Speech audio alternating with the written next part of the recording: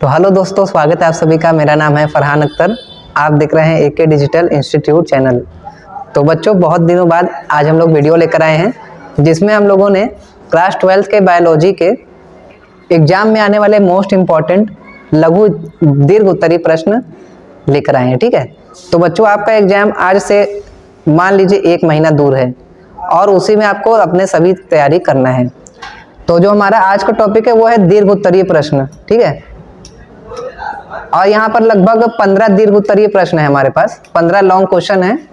और बायोलॉजी के पेपर में दीर्घ उत्तरीय प्रश्न 5 नंबर का आपसे पूछता है, जो कि पेपर के लास्ट में होता है। तो चलिए हम लोग अपने पहले क्वेश्चन से शुरू करते हैं कि जो हमारा पहला क्वेश्चन है दीर्घ उत्तरीय वाला वो कैसा है। चलिए देखते हैं।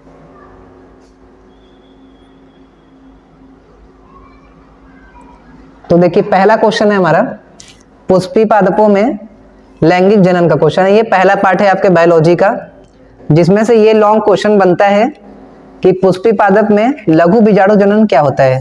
ठीक है, लघु बीजाणु जनन क्या होता है। ये ऐसा बीजाणु जनन है जिसमें पराग कण बनते हैं। ठीक है, जब पराग कण बनते हैं तो उसी को हम लोग कहते हैं लघु बीजाणु जनन। और ये जो पूरा क्वेश्चन लिखा हुआ है ये पूरा एक क्वेश्चन है। ठीक है, ये अलग अलग तरीके से पूछा हुआ है। यहाँ पर आप देख सकते हैं ये कितने बार आया है, 2023, 22, 13, 11 और 8 में आया है। पुष्पी पादप में लघु बीजाणु जनन का सचित्र वर्णन करना है। 5 नंबर का आपका ये क्वेश्चन है, 5 नंबर का। जो इसी का है अथवा नंबर, मतलब ऐसा ही क्वेश्चन है लेकिन अथवा दूसरे तरीके से पूछा हुआ है। तो यह है आवृत बीजी पादपों में पराग कोष के विकास की विभिन्न अवस्थाओं का सचित्र वर्णन कीजिए। देखिए जो पराग कोष होता है ना, उसी के अंदर पराग कण बनते हैं। ये भी क्वेश्चन 2011, 8 और 4 में आया हुआ है। और इसी का अथवा वाला भाग है आवृत बीजी पादपों के पराग कोष के विकास में विभिन्न अवस्थाओं का सचित्र वर्णन करना है। ये भी पराग कोष लिखा हुआ है यहाँ पर, उसका सचित्र वर्णन करना है। और एक बात बच्चों ध्यान रखना, जो बायोलॉजी का पेपर है उसमें चित्र बहुत ही जरूरी है। अगर आपके क्वेश्चन में चित्र नहीं लिखा है, कि ये नहीं लिखा है कि चित्र के सहित वर्णन करिए, तब भी आपको अपने सुविधा अनुसार वहां पर चित्र बना कर आना है, ताकि एग्जामिनर खुश हो जाए और नंबर दे। ठीक है, यह भी क्वेश्चन 2011, 8 और 4 में आया हुआ है। इसका अथवा वाला भाग है आवृत बीजी पादपों में नर युग्म कोद्भिद। नर युग्म कोद्भिद भी पराग कोष को कहा जाता है। इसके विकास पर टिप्पणी लिखना है। पराग कण को कहा जाता है। ठीक है, नर युग्म कोद्भिद। जहां पर नर युग्मक रहता है उसको नर युग्म कोद्भिद कहते हैं, और वो होता है पराग कण। तो पराग कण के विकास पर टिप्पणी लिखना है। और इसी का अथवा भाग है आवृत बीजी पादप में लघु बीजाणु जनन की प्रक्रिया का सचित्र वर्णन करना है। तो ये पूरा क्वेश्चन आपका एक है और इसी का अथवा वाला भाग है 5 ठो। ठीक है, आपको इसका स्क्रीनशॉट लेना है तो ले सकते हैं। उसके बाद हम लोग आगे बढ़ते हैं। चलिए अपना अगला क्वेश्चन देखते हैं। ये वाला क्वेश्चन भी पहले चैप्टर का ही है। परागण से सिर्फ एक लॉन्ग क्वेश्चन ये पूछ सकता है कि परागण किसे कहते हैं। ठीक है, परागण किसे कहते हैं और पुष्पी पादप में होने वाले विभिन्न प्रकार के परागण का संक्षेप में वर्णन करना है। तो देखिए परागण वाले टॉपिक में से सिर्फ यही पूछता है कि परागण किसे कहते हैं और उसके प्रकार। और इसी में आप लोग इसका लाभ भी लिख सकते हो, लाभ और हानि भी लिख सकते हो। जैसे अगर हम लोग मेन बात करें तो परागण 2 प्रकार का होता है, एक है स्वपरागण और एक है परपरागण। स्वपरागण और परपरागण, इसी के अंतर्गत ढेर सारे प्रकार आते हैं। वायु द्वारा परागण होता है, जल द्वारा होता है, कीटों द्वारा होता है। ये क्वेश्चन आया हुआ है 2019 में। इसी का अथवा वाला भाग है परागण किसे कहते हैं, सैल्विया में होने वाले परागण की क्रिया का वर्णन कीजिए। ये सैल्विया एक पौधे का नाम है। ठीक है, और सैल्विया में कीट द्वारा परागण होता है। ये क्वेश्चन आया हुआ है 2012 में। इसी का अथवा वाला भाग है परागण को परिभाषित कीजिए, पुष्पी पादपों में विभिन्न प्रकार के परागण का संक्षेप में वर्णन करिए। तो इस तीनों का आप लोग स्क्रीनशॉट ले लो, उसके बाद आगे बढ़ते हैं।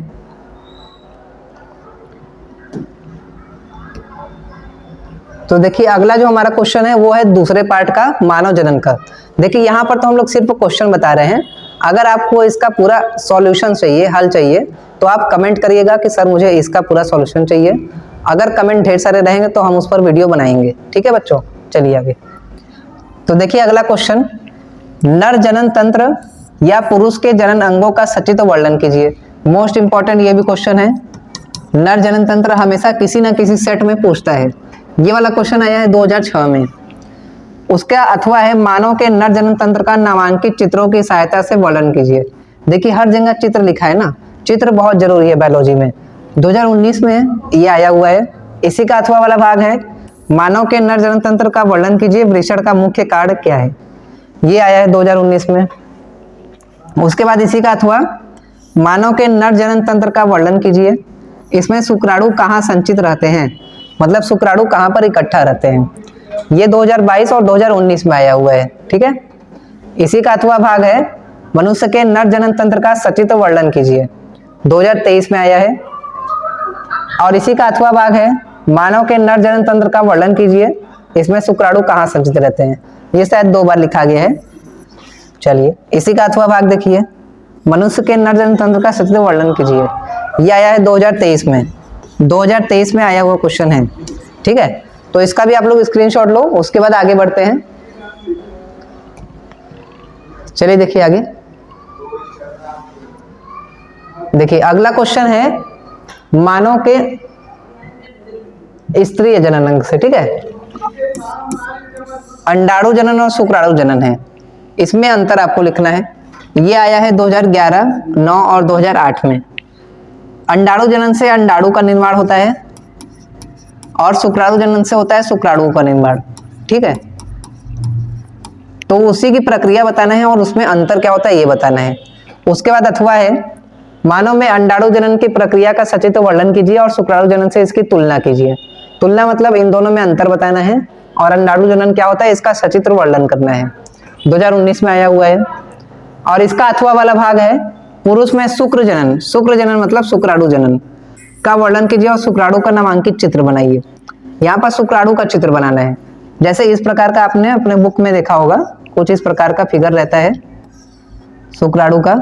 यहाँ पर उसका हेड रहता है, उसका सिर वाला भाग रहता है, यहाँ पर इसका कॉलर रहता है जिसको हम लोग कहते हैं गर्दन, ठीक है, नेक भी कह सकते हैं इंग्लिश में नेक, और नीचे की तरफ रहता है इसका टेल।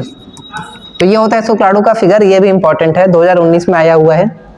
उसके बाद अगला देखिए, मानव में अंडाणु जनन की प्रक्रिया का सचित्र वर्णन कीजिए और शुक्राणु जनन से इसकी तुलना कीजिए। अथवा पुरुष में शुक्र जनन का वर्णन कीजिए तो शुक्राणु का नामांकित चित्र बनाइए। ये दोबारा लिखा गया है। शुक्र जनन क्या है, युग्मक जनन क्या है, नामांकित चित्र की सहायता से मानव में शुक्र जनन की प्रक्रिया का वर्णन कीजिए। ये 2020 में आया हुआ है, ठीक है। आगे देखिए, शुक्र जनन की प्रक्रिया का वर्णन कीजिए। शुक्र जनन में FSH और LH ये हार्मोन का नाम है, FSH और LH। इन हार्मोन के वजह से ही पुरुष के जो जनन अंग है वो हमको दिखाई देते हैं। इसकी भूमिका बनाना है और एक टिप्पणी के रूप में बताना है। चलिए इसका भी स्क्रीनशॉट लीजिए, आगे बढ़ते हैं।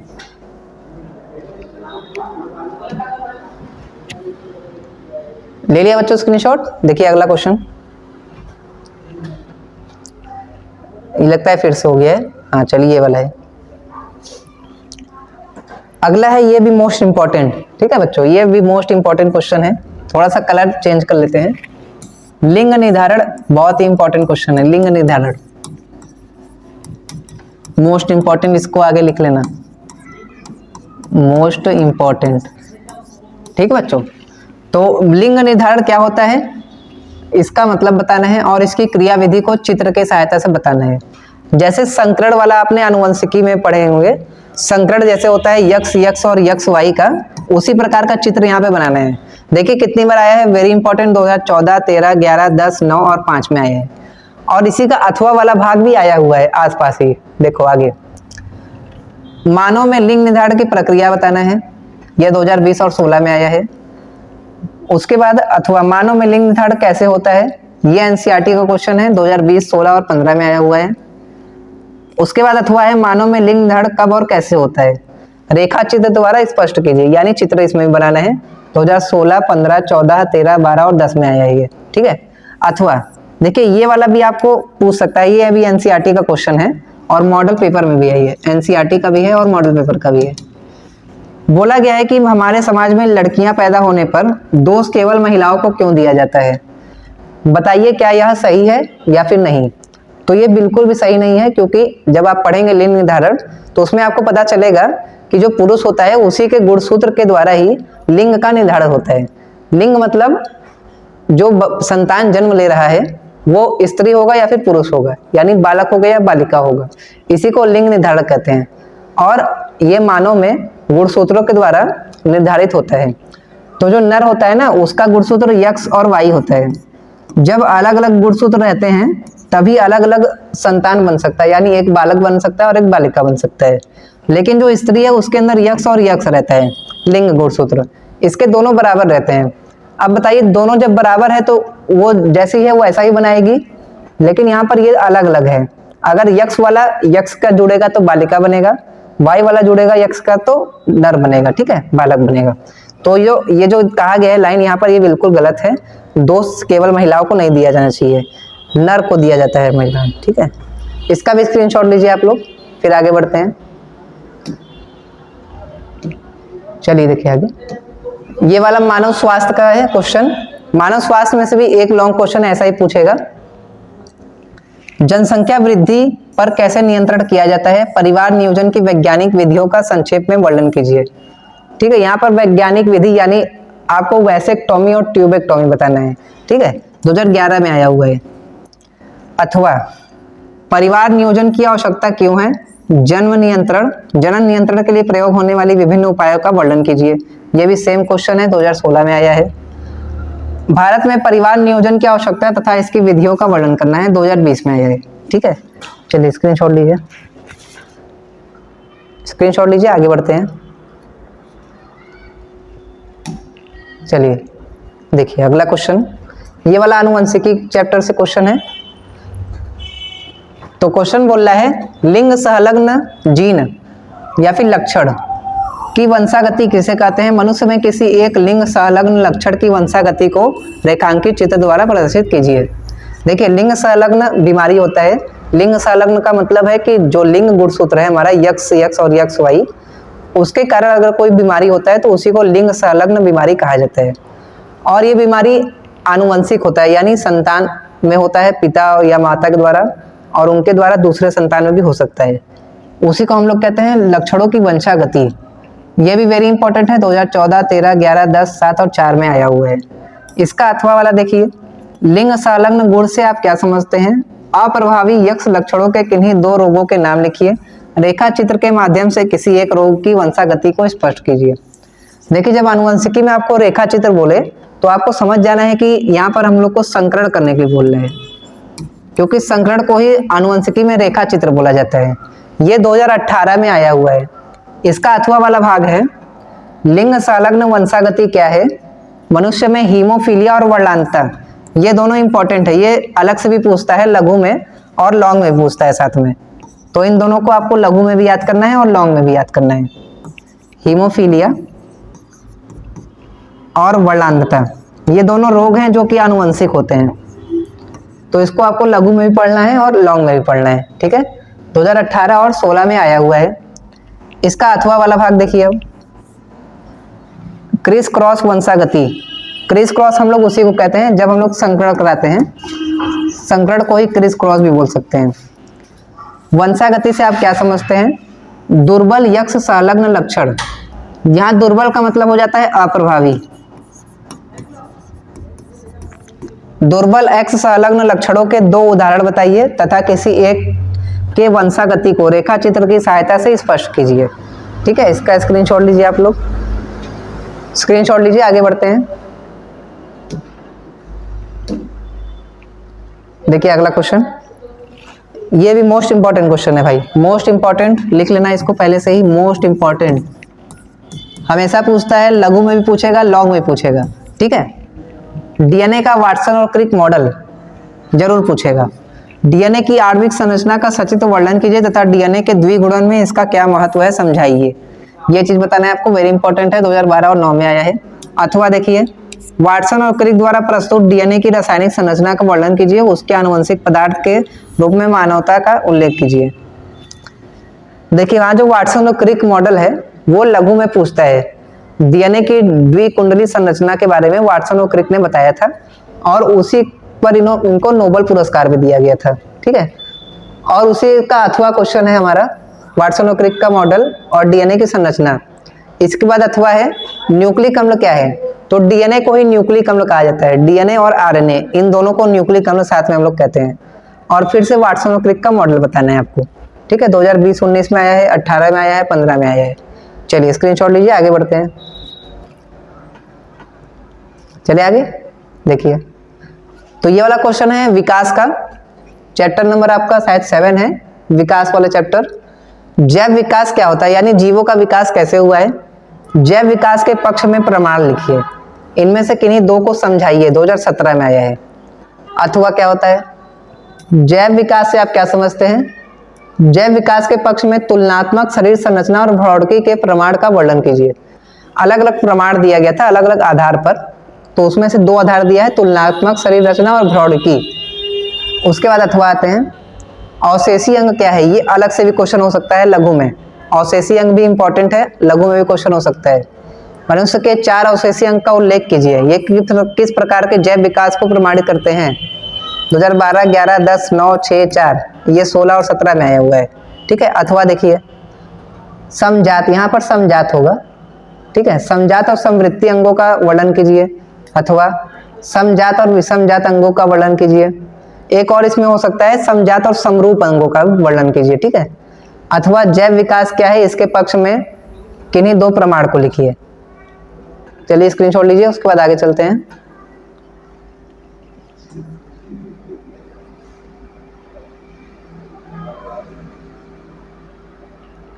ये भी हो चुका है, नहीं ये वाला तो दूसरा है, देखिए थोड़ा सा दूसरा है क्या। अरे रुकिए, इसको तो हो चुका है, दोबारा हो गया है वो, कोई बात नहीं। ये वाला जो क्वेश्चन है ये हमारा है मानव स्वास्थ्य और रोग का। मानव स्वास्थ्य एवं रोग।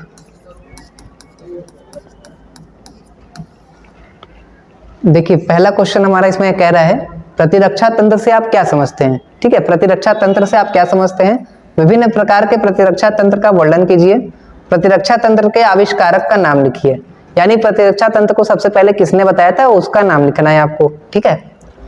अथवा क्या है, प्रौढ़ मानव, प्रौढ़ मतलब परिपक्व मानव में टी तथा बी लिम्फोसाइट कहाँ बनते हैं, इसके परिपक्व से आप क्या समझते हैं। इसके परिपक्वन से आप क्या समझते हैं। 2014, 17 और 18 में आया हुआ है। अथवा है प्रतिरक्षी प्रक्रिया की प्रमुख विशेषता लिखिए तथा उपयुक्त उदाहरण द्वारा सक्रिय और निष्क्रिय प्रतिरक्षा का वर्णन कीजिए। देखिए ये जो सक्रिय और निष्क्रिय प्रतिरक्षा है ये अलग से लघु में भी अंतर पूछ सकता है, 2022 में आया हुआ है। अथवा प्रतिरक्षा किसे कहते हैं, प्रतिरक्षा कितने प्रकार की होती है विस्तार से समझाइए, 2023 में आया है। अथवा प्रतिरक्षा को परिभाषित कीजिए, उपयुक्त उदाहरण सहित निम्नलिखित में अंतर स्पष्ट कीजिए, 2022 में आया है। पहला और दूसरा इसमें 2 चीज पूछा है, सहज और उपार्जित प्रतिरक्षा, सक्रिय और निष्क्रिय प्रतिरक्षा, इन दोनों में अंतर भी पूछा है, ठीक है। चलिए आगे स्क्रीनशॉट लीजिए, आगे चलते हैं। ले लिया स्क्रीनशॉट, चलिए ठीक है आगे चलते हैं। देखिए अगला क्वेश्चन, ये मानव कल्याण में सूक्ष्म जीवों का वर्णन है, ठीक है। मानव कल्याण में सूक्ष्म जीव वाले चैप्टर का क्वेश्चन है। तो मानव कल्याण में सूक्ष्म जीवों का उपयोग लिखना है और इसका उदाहरण सहित वर्णन करना है, 2014 में आया हुआ है। मानव कल्याण में सूक्ष्म जीव की भूमिका बताना है और वर्णन करना है इसमें, ठीक है। उसके बाद अथवा है जीवाणुओं के आर्थिक महत्व का वर्णन करना है। अथवा देखिए मानव कल्याण में सूक्ष्म जीवों के महत्व का संक्षेप में वर्णन करना है। उसके बाद देखिए मानव कल्याण में सूक्ष्म जीवों की भूमिका पर एक निबंध लिखना है। तो तीनों सेम टू सेम क्वेश्चन है, जितने भी क्वेश्चन लिखे हुए हैं सब सेम है, आपको बस एक तरह का उत्तर लिखना है। और दूसरी बात, अगर आपको उत्तर चाहिए तो आप जरूर से कमेंट करिएगा, हम आपके लिए वीडियो जरूर बनाएंगे, ठीक है। लेकिन कमेंट होना चाहिए वहां पर। चलिए आगे चलिए, स्क्रीनशॉट ले लेते हैं, आगे चलते हैं। देखिए अगला क्वेश्चन, ये आपके जैव प्रौद्योगिकी के चैप्टर के क्वेश्चन है। तो इसमें पहला पूछा है ई कोलाई जीवाणु में मानव जीन की क्लोनिंग एवं अभिव्यक्ति के प्रायोगिक चरणों का वर्णन करना है। अथवा 2012, 11 और 7 में आया है। देखिए यहाँ पर ये क्वेश्चन जो है इसका मतलब है जीन जो जैव प्रौद्योगिकी है उसके तकनीक के बारे में आपको बताना है। डीएनए पुनः संयोजक तकनीक, जिसको हम लोग जैव प्रौद्योगिकी भी कहते हैं, दूसरा नाम है डीएनए की पुनः संयोजक तकनीक। का संक्षिप्त वर्णन करना है। अथवा देखिए डीएनए तकनीक, दोनों भी लिख सकते हैं, कुछ भी लिख सकते हैं। यहाँ पर डीएनए तकनीक से आपको समझ जाना है कि जैव प्रौद्योगिकी के बारे में बोल रहा है। अथवा पुनर्संयोजक या फिर रिकॉम्बिनेंट डीएनए। पुनर्संयोजक डीएनए मतलब ऐसा डीएनए जिसमें किसी दूसरे जाति का भी डीएनए मिला हुआ हो।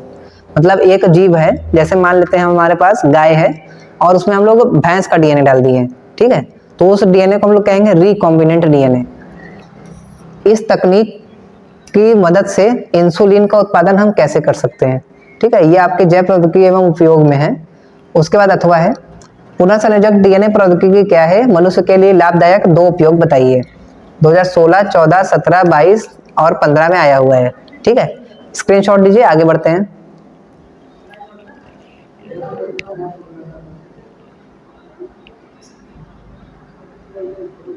चलिए देखिए ये वाला, ये आपके पारितंत्र का क्वेश्चन है, पारितंत्र वाले चैप्टर का है ये। पारिस्थितिक पिरामिड क्या होता है? जीव भार, जैव संख्या और जैव ऊर्जा। ये गलत हो गया, जैव ऊर्जा के पिरामिड को समझाना है। 2014, 9, 7, 6 और 5 में आया हुआ है। अथवा देखिए पारिस्थितिक पिरामिड किसे कहते हैं? एक पेड़ के पारिस्थितिक तंत्र की जीव संख्या के पिरामिड का चित्र बनाइए, ठीक है। उसके बाद अथवा 2016 में आया ये पारिस्थितिक पिरामिड सूची स्तंभ, इसका दूसरा नाम है सूची स्तंभ, ठीक है। क्या होता है? संख्या और जैव भार के सूची स्तंभों का उदाहरण सहित वर्णन कीजिए, 2019 में आया है। अथवा है पारिस्थितिक पिरामिड सूची स्तंभ क्या है? संख्या और जैव भार के जैव भार और सूची स्तंभों का उदाहरण सहित वर्णन कीजिए, प्रतिदर्श 2019। प्रतिदर्श का मतलब है यहाँ पर मॉडल पेपर में आया हुआ है ये, ठीक है, 2019 के। उसके बाद है पारिस्थितिक पिरामिड को परिभाषित कीजिए तथा जैव मात्रा और जैव भार तथा संख्या के पिरामिड के उदाहरण सहित व्याख्या कीजिए। ये वाला आपका एनसीईआरटी का क्वेश्चन है। इसमें पिरामिड किसे कहते हैं ये भी पूछा है और तीनों पिरामिड के बारे में बताना है, ठीक है। स्क्रीनशॉट लीजिए। उसके बाद अगला क्वेश्चन देखते हैं क्या है। तो ये ख्याल से हमारे आज के वीडियो का आखिरी क्वेश्चन है, जो कि आखिरी चैप्टर का क्वेश्चन भी है, जैव विविधता, ठीक है। जैव विविधता किसे कहते हैं, ये आप क्या समझते हैं? जैव विविधता की क्षति के क्या कारण है? जैव विविधता संरक्षण की 2 विधियों का वर्णन कीजिए। इंपॉर्टेंट है, 2019 में आया है। अथवा किसी भौगोलिक क्षेत्र में जाति क्षति का मुख्य कारण क्या है? क्षति का मतलब है वहां के जीवों की मृत्यु कैसे हुई, मॉडल पेपर में है और एनसीईआरटी का भी क्वेश्चन है ये। अथवा में देखिए संकटग्रस्त जातियों से आप क्या समझते हैं? संरक्षण के लिए किए गए विभिन्न प्रकारों के उपायों का वर्णन कीजिए, 2020 में है, ठीक है। अथवा देखिए जैव विविधता से आप क्या समझते हैं? इसके संरक्षण की विभिन्न विधियों पर विस्तार से वर्णन कीजिए, 2023 में है। अथवा जीव मंडल आरक्षियों एवं जैव राष्ट्रीय उद्यान का एक वर्णन दीजिए, ठीक है, 2023 में आया हुआ है। अथवा देखिए जैव विविधता से आपका क्या तात्पर्य है? स्वस्थानीय और बाह्य स्थानीय संरक्षण की व्याख्या कीजिए। ये जो 2023 लिखा हुआ है ना, ये अलग अलग सेट में क्वेश्चन आए हुए हैं। जैसे आपको पता होगा कि 7 सेट होते हैं पूरे उत्तर प्रदेश में, तो अलग अलग सेट में ये क्वेश्चन 2023 में लगातार आया हुआ है, ठीक है। तो इसके बाद देखते हैं, इसका स्क्रीनशॉट लीजिए, क्या और कोई क्वेश्चन बचा है हमारा। तो इतना ही क्वेश्चन है बच्चों, आज के वीडियो में इतना ही क्वेश्चन है। अगर आपको ये वीडियो अच्छा लगा होगा तो आप इसको लाइक जरूर करिएगा और ये सब क्वेश्चन आप लोग जरूर तैयार कर लीजिए। 5 नंबर के क्वेश्चन है और लॉन्ग 2 आते हैं आपके, ठीक है, 2 या 3 आते हैं ना, थोड़ा सा भूल गया मैं, 2 या 3 लॉन्ग आते हैं आपके। 15 नंबर के पूरी तैयारी आपकी यहीं से हो जाएगी। और अगर आपको इन सभी का सॉल्यूशन चाहिए तो आप कमेंट जरूर करिएगा, आपके लिए वीडियो बनाया जाएगा। ठीक बच्चों, मिलते हैं आपसे अगले वीडियो में। आज के लिए इतना ही, धन्यवाद।